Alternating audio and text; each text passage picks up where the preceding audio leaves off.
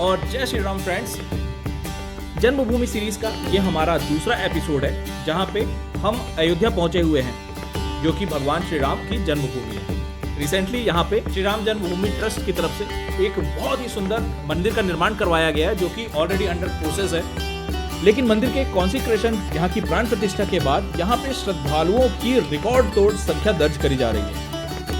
इस एपिसोड में हम कवर करने वाले हैं अयोध्या में आपको कैसे आइडियल दर्शन करना चाहिए, आपका क्या फ्लो चार्ट होना चाहिए। इसके साथ ही अयोध्या के आसपास वो कौन कौन सी जगह हैं जो आपको बिल्कुल भी मिस नहीं करनी चाहिए। ये सारी चीजें हम आपसे शेयर करने वाले हैं।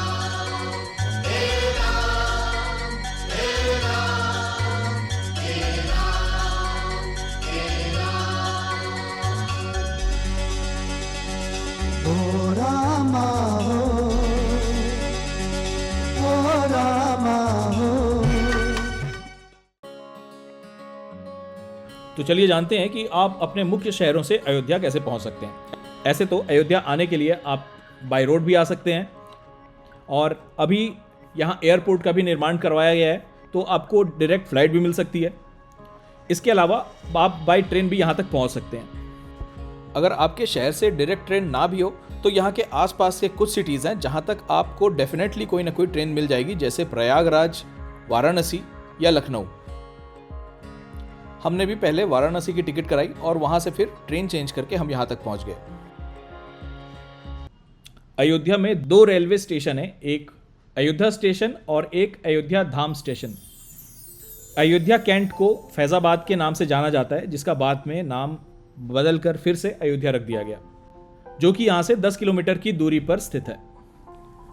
अगर आप बहुत बड़े बड़े होटलों को एक्सपेक्ट कर रहे हैं या एक नॉर्मल बजट में भी ठीक ठाक सा स्टे एक्सपेक्ट कर रहे हैं तो आपको थोड़ा सा डिसअपॉइंट होना पड़ सकता है, क्योंकि यहाँ पे बहुत ज़्यादा अभी होटल्स नहीं बने हुए हैं। लेकिन फिर भी आपको होम स्टेज मिल जाएंगे, जो कि मुझे लगता है कि बाकी किसी अन्य तीर्थ स्थलों से इनके टैरिफ काफ़ी ज़्यादा हैं और उसके कंपैरिजन में इनकी जो सर्विसेज हैं वो बहुत ज़्यादा कम है।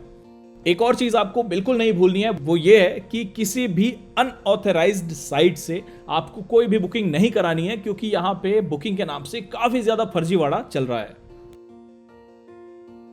तो आप agoda.com या booking.com जैसे वेबसाइट से बुकिंग करा सकते हैं। किसी भी होटल या धर्मशाला के डायरेक्ट साइट से आप कोई भी बुकिंग ना कराएं, ना ही कोई प्री पेमेंट करें। आपको जो भी पेमेंट करना है आने के बाद करना है, क्योंकि जितने भी ऑथराइज्ड साइट्स हैं वो payment at the time of check in accept करते हैं। तो फ्रेंड्स, booking.com से ही हमने अपने होटल की बुकिंग कराई। इसके बाद होटल से हमें कॉल आया पेमेंट के लिए और हमने क्लियरली मना कर दिया, क्योंकि यहाँ पे काफ़ी ज़्यादा फर्जीवाड़ा हो रहा है। होटल वाले ने भी इस बात को एक्सेप्ट कर लिया और वो रेडी हो गए हमारा रूम बुक करने के लिए। क्योंकि हमने होटल ओनर से फ्रॉड के बारे में बताया था तो इसकी वजह से वो भी थोड़े कॉशियस हो गए थे और वो हमें स्टेशन तक लेने के लिए भी आ गए, जिसके लिए उन्होंने कोई भी एक्स्ट्रा चार्ज हमसे नहीं लिया। अगर आप फेमिलियर नहीं हैं और फर्स्ट टाइम आ रहे हैं तो कैब ड्राइवर का फोटो ज़रूर खींच के अपने किसी रिलेटिव या फ्रेंड्स को ज़रूर शेयर कर दें, जैसा कि हमने किया था। हमारा स्टे तो ठीक ठाक सा था, जो हम आपसे आगे शेयर करने वाले हैं। साथ ही हम आपको आगे ये भी बताएंगे कि यहाँ पे आपको आइडियल दर्शन कैसे करने हैं। फ्रेंड्स, आइडियल अयोध्या के दर्शन के लिए आपको शुरुआत करनी चाहिए सरयू नदी के स्नान से, जो कि लता मंगेशकर चौक से थोड़ी ही दूर पर स्थित है।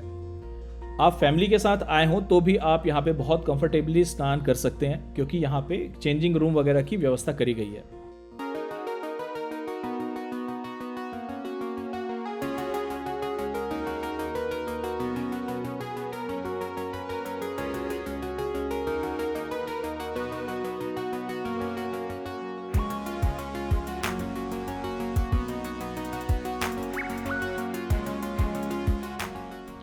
यहाँ से स्नान करके आप राम की पैड़ी को पैदल एंजॉय करते हुए पहुँच सकते हैं लता मंगेशकर चौक, और वहाँ से शेयरिंग ऑटो या बस में बैठ के आप पहुँच सकते हैं भगवान श्री राम के मंदिर के पास। फ्रेंड्स, ऐसा कहा जाता है कि भगवान श्री राम के दर्शन करने से पहले आपको उनके परम भक्त भगवान श्री हनुमान के दर्शन करने चाहिए, जिसके लिए आप हनुमानगढ़ी पहुँच सकते हैं, जो कि मंदिर से काफ़ी करीब में स्थित है। हनुमानगढ़ी के भगवान हनुमान यहाँ के रक्षक के रूप में यहाँ विराजमान है। आप कोशिश करें कि आपके दिन की शुरुआत ब्रह्म मुहूर्त से हो जाए, ताकि आप मंदिर में होने वाले भीड़ भाड़ से बच सकें और काफ़ी आसानी से अपने दर्शन कर सकें।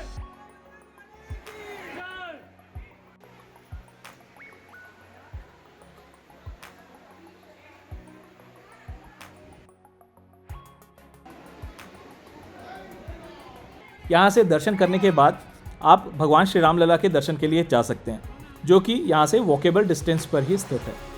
ये पूरे भारत में हनुमान भक्तों के लिए एक प्रमुख तीर्थ स्थल माना जाता है, जिसे कहते हैं कि 10वीं शताब्दी में बनाया गया है। मंदिर का प्रबंधन रामानंदी संप्रदाय और निर्वाणी अखाड़ा के बैरागी महंत ही करते हैं। ये मंदिर भगवान राम के प्रति हनुमान जी की भक्ति और समर्पण का प्रतीक है। रामायण के अनुसार हनुमान जी ने भगवान राम की खोज में 14 वर्षों तक अयोध्या में निवास किया था।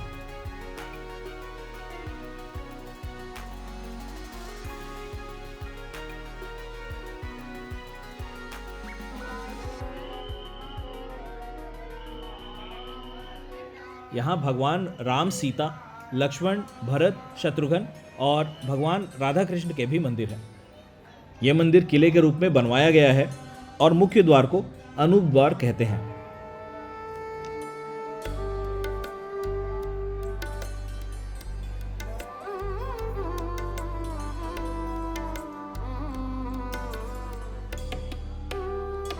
फ्रेंड्स, जब हम अयोध्या की प्लानिंग कर रहे थे तब हमें किसी ने कहा था कि अयोध्या में घूमने के लिए श्री राम जन्मभूमि, हनुमानगढ़ी और 2-3 जगहों के अलावा और ज़्यादा जगह नहीं हैं। लेकिन यहाँ आने के बाद हमें पता चला कि अगर आपको अयोध्या प्रॉपर एक्सप्लोर करना है तो कम से कम आपके पास 2 दिन होने ही चाहिए, जिसमें आप एक दिन लोकल अयोध्या को घूम सकें और एक दिन आपके पास आसपास की जगहों को एक्सप्लोर करने के लिए हो। तो पहला दिन हमने डेडिकेट किया कि हम प्रॉपर लोकल अयोध्या की चीज़ों को एक्सप्लोर करेंगे और इसके बाद दूसरे दिन हम जाएंगे अन्य मंदिरों के साथ उन स्थानों पर जहां भगवान के वनवास के समय में भरत जी निवास किया करते थे और अपनी तप किया करते थे। साथ ही उन जगहों को भी एक्सप्लोर करेंगे जहां पे भगवान हनुमान भरत जी से मिले थे और वनवास से वापस लौटने के बाद सबसे पहले भगवान श्री राम अपने भाई भरत से मिलने के लिए आए थे।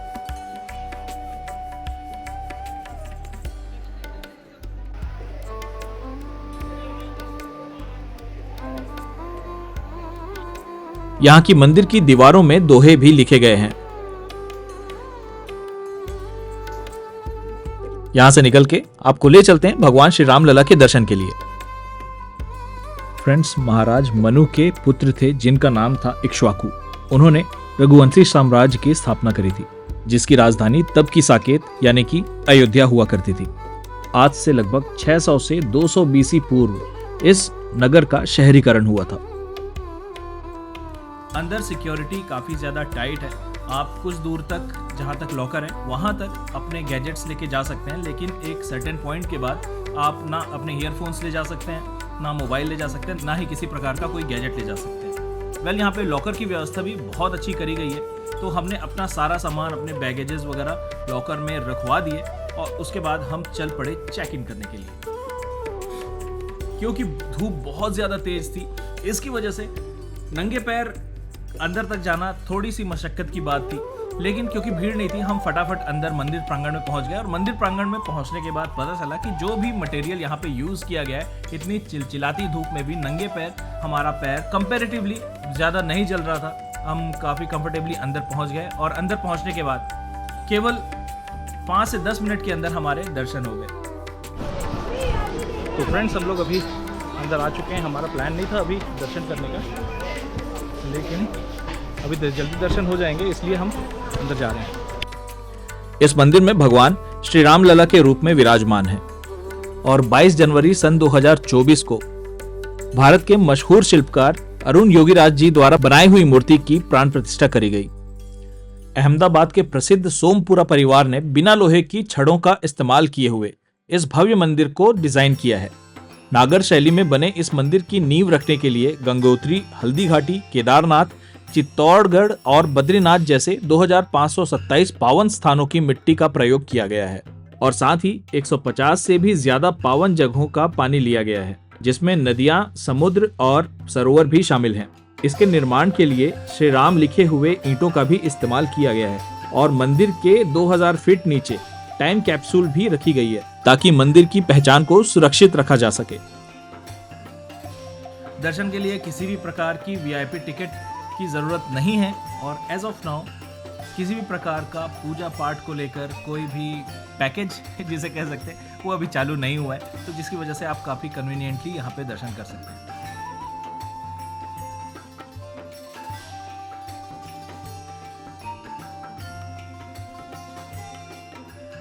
मुगलों ने 1528 में इस मंदिर को तोड़कर बाबरी मस्जिद बनवा दी थी। लंबे विवाद और सैकड़ों वर्षों के इंतजार के बाद माननीय सुप्रीम कोर्ट के 5 जजों की बेंच ने राम मंदिर निर्माण का ऐतिहासिक फैसला सुनाते हुए 9 नवंबर सन 2019 को मंदिर के पक्ष में फैसला सुनाया। फ्रेंड्स, राम मंदिर से दर्शन करके हम लोग बाहर आ गए हैं और अगर आपको बहुत आसानी से दर्शन करने हैं शॉर्टेस्ट वे पे, तो अभी गर्मी का मौसम है, आप जितनी चिलचिलाती धूप में आ सके यहाँ पे आ जाएं, क्योंकि आपको बहुत आसानी से दर्शन हो जाएंगे। बहुत ज़्यादा भीड़ नहीं चल रही है इस पर्टिकुलर टाइम में।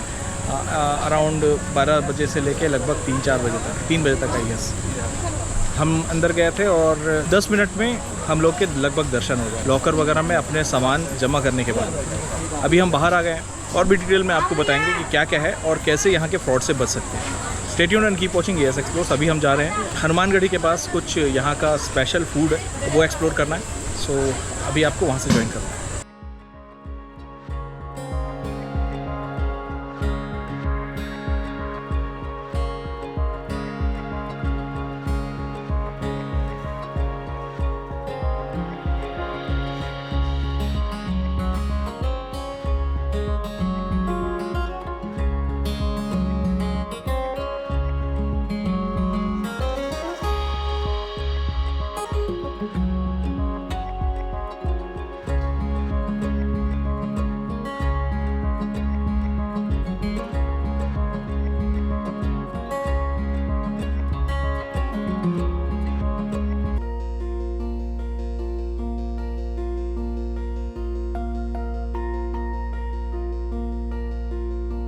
फ्रेंड्स, अगर आप अयोध्या में हैं तो आप 2 चीज़ें खाने में बिल्कुल भी मिस ना करें।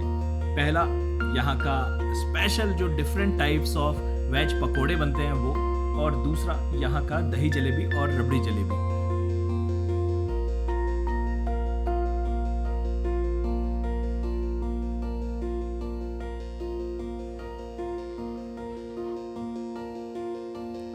और ऐसे ही पकौड़ों को एक्सप्लोर करने के लिए हम अभी पहुंच गए हैं गब्बर होटल। ये लता मंगेशकर चौक से थोड़े ही पहले आपको मिल जाएगा, जहाँ पे अलग अलग तरह के बहुत ही डिलीशियस पकोड़े बनाए जाते हैं। और फ्रेंड्स, जैसी मेरी एक्सपेक्टेशन थी वैसे ही यहाँ के पकोड़े बहुत ही ज़्यादा डिलीशियस थे। स्पेशली मैंने एक्सपेक्ट नहीं किया था कि कच्चे केले के जो पकोड़े होते हैं वो इतने टेस्टी हो सकते हैं, लेकिन जितने पकोड़े भी हमने ट्राई किए उनमें सबसे ज़्यादा मुझे पसंद आया यहाँ का केले का पकौड़ा। तो आप जब भी यहाँ पे आएँ, यहाँ के डिफरेंट टाइप्स ऑफ पकोड़ों को भी एक्सप्लोर करना बिल्कुल भी ना भूलें। फ्रेंड्स, गर्मी हालत ख़राब करके रखी हुई पूरी तरह से एग्जॉस्ट करती है। उनको ऊपर दिया गया था तो प्याज का पकौड़ा ये हम ट्राई करने वाले हैं। ये बहुत ज़्यादा गर्म है क्योंकि अभी अभी निकला है।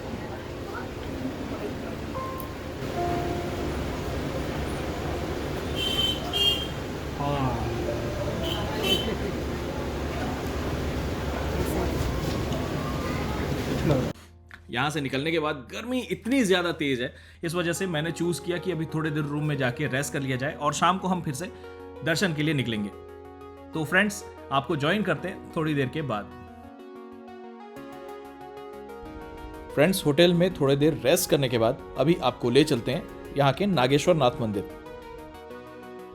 अयोध्या में भगवान शिव का एक प्रसिद्ध मंदिर है जिसे नागेश्वर नाथ मंदिर के नाम से जाना जाता है। किंवदंतियों के अनुसार मंदिर का निर्माण भगवान राम के छोटे बेटे कुश द्वारा करवाया गया था। ऐसा भी कहा जाता है कि सरयू नदी में स्नान करते समय कुश का कंगन बह गया था।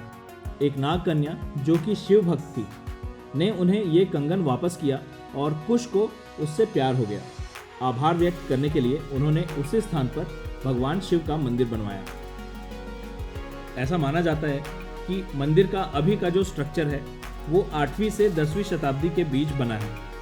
महाशिवरात्रि जैसे त्योहारों पर यहाँ से भगवान शिव की भव्य बारात निकाली जाती है। ये मंदिर अयोध्या के टेढ़ी बाजार के पास स्थित है, जो कि पारंपरिक उत्तर भारतीय शैली में बनवाया गया है, जिसके गर्भगृह में सुंदर शिवलिंग विराजमान है।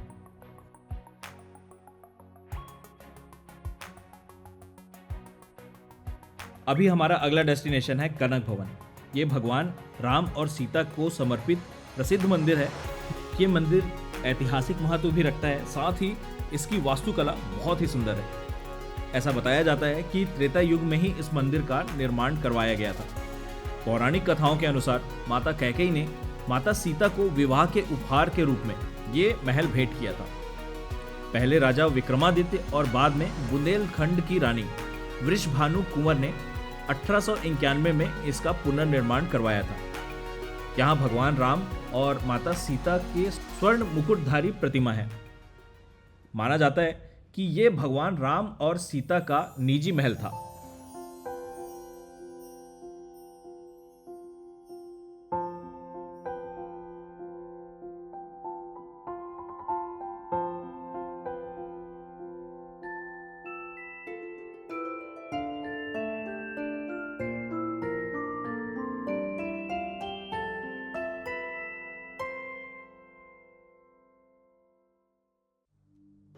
फ्रेंड्स, अगर आप अयोध्या में हैं तो दशरथ महल आपको जाना ही चाहिए। ऐसा कहा जाता है कि ये वो स्थान है जहाँ पे भगवान राम के पिताजी श्री दशरथ जी का महल हुआ करता था, लेकिन कालांतर में वो चीज़ें शायद समाप्त हो गई, मिट गई यहाँ से।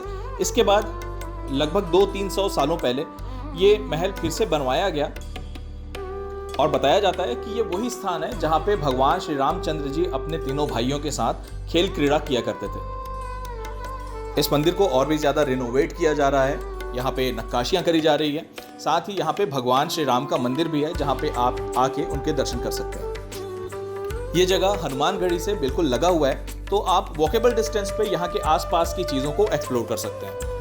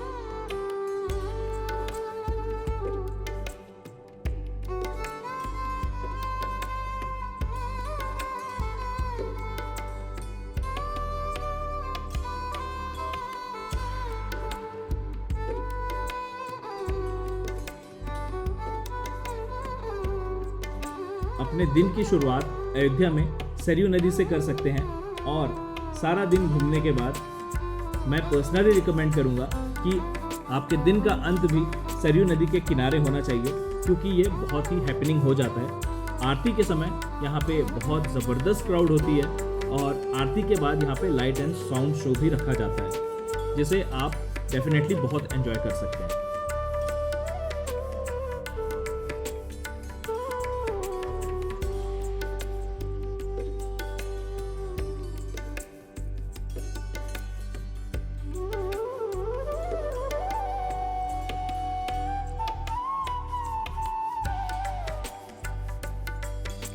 और जब ये सारी चीज़ें खत्म हो जाती है, इसके बाद आप सरयू घाट में सरयू नदी में पैदल घूमते हुए अपने फ्रेंड्स फैमिली के साथ में क्वालिटी टाइम स्पेंड कर सकते हैं, जो कि बहुत ही मज़ेदार, बहुत ही शांत कर देने वाला अनुभव मुझे मालूम हुआ।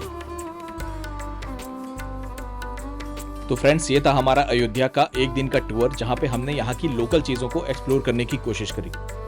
लेकिन पिक्चर अभी बाकी है दोस्तों, क्योंकि यहाँ की और भी बहुत सारी ऐसी जगह हैं जो एक्सप्लोर करने से रह गई है, और डे 2 में हम उन सारे जगहों को एक्सप्लोर करने के लिए जाने वाले हैं। और अगर आपने हमारे चैनल को सब्सक्राइब नहीं किया है तो जरूर कर लें, क्योंकि इस जन्मभूमि सीरीज में ना सिर्फ हम रामायण से जुड़े कुछ जन्म स्थानों को कवर कर रहे हैं, बल्कि कुछ अनसंग हीरोज, कुछ अनसंग लेजेंड्स के बारे में भी हम जानने वाले हैं। आपको हमारा ये एपिसोड कैसा लगा हमें जरूर बताएं। मिलते हैं बहुत जल्द, तब तक के लिए जय श्री राम।